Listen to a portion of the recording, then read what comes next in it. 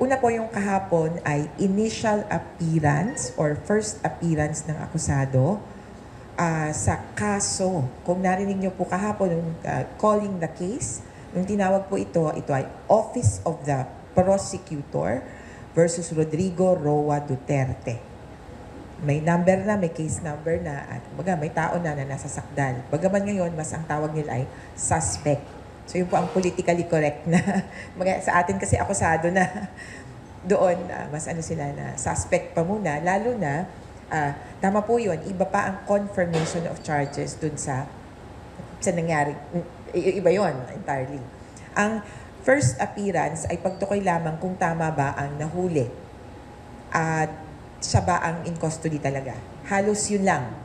Kung naabangan nyo po, ang tinanong ay, ano po ang pangalan mo, buong buo, at anong birthday mo, saan ka pinanganak.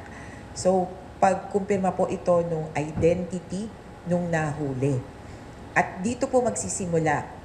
Kung dito po sa Pilipinas ang tawag natin ay jurisdiction over the person, meaning yung korte meron na siyang kapangyarihan doon sa katawan nung pong suspect na ito, kumagat na po talaga ito kahapon.